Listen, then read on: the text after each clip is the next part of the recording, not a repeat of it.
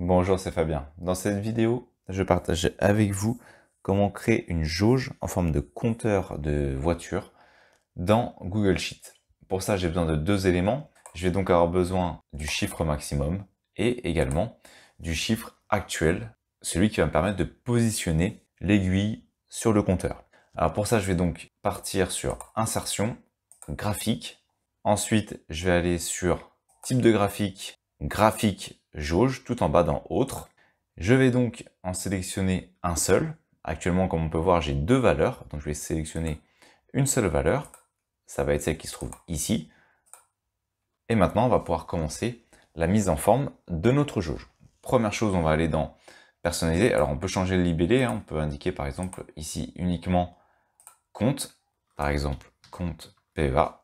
Alors c'est le compte plan épargne action qui peut au maximum accueillir 150 000 euros. C'est pour ça que ça va être notre barrière maximum. L'objectif, c'est de savoir à combien on se situe au niveau de cette barrière pour voir un petit peu comment ce dernier se remplit. Ensuite, on va aller dans les paramètres, on va faire personnaliser.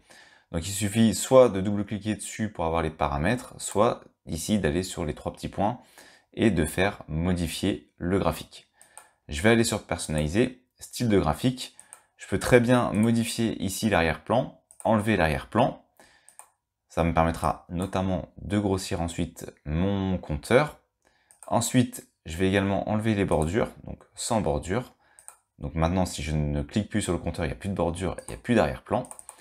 On va continuer les modifications. Ce qui va être important, c'est au niveau de la jauge. On a ici le début de la jauge et la fin de la jauge, donc on n'est pas obligé de partir à 0. Moi, dans mon objectif, je pars de 0, donc je vais arriver également à 150 000.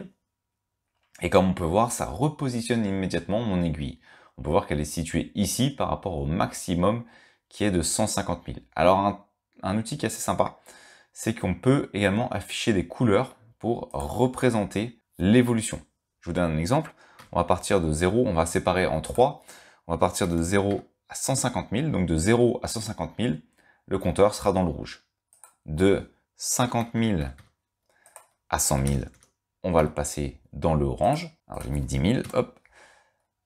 Et enfin, vous l'avez compris, de 100 000 à 150 000, on va le passer dans le vert. Et au fur et à mesure que notre aiguille va progresser, eh bien, elle va passer dans les différentes couleurs. On peut bien entendu modifier les couleurs selon ce qu'on souhaite mettre à la place. Ensuite, on a le titre qu'on peut modifier. Bon, ça, je pense que vous connaissez le principe. Voilà, donc on a créé une petite mise en forme. Désormais, si je modifie ici, moi, je vais enlever ça d'ailleurs. Je vais mettre uniquement PEA pour que ça prenne moins de place. Voilà. Si ici, par exemple, je modifie la valeur, je la passe à 35 000, on va voir que ça fait augmenter mon aiguille.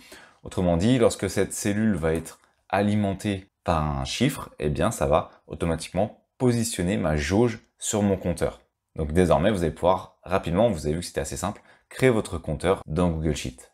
Merci d'avoir suivi cette vidéo jusqu'à la fin. Si cette dernière vous a été utile, vous pouvez la partager ou simplement ajouter un pouce bleu. Cela participe à faire découvrir cette vidéo. Vous pouvez également vous abonner à la chaîne et activer les notifications. Je publie régulièrement du contenu. Merci et je vous dis à bientôt pour une nouvelle vidéo.